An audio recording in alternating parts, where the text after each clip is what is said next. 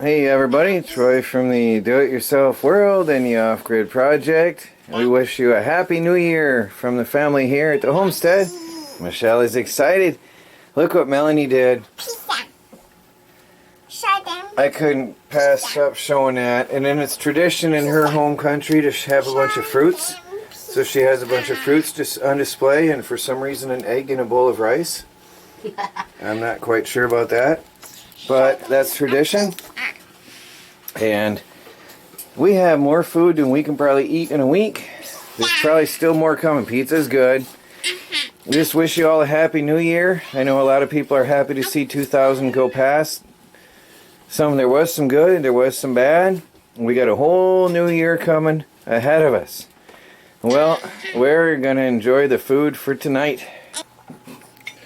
Hello everybody, 2020. Happy New Year. It's over and a new year is coming. Let's hope the new year is better than the previous one, right? Well, 2021, 20 years ago, people didn't think they'd see this. Here we are. Yes, Michelle. Happy New Year, everybody.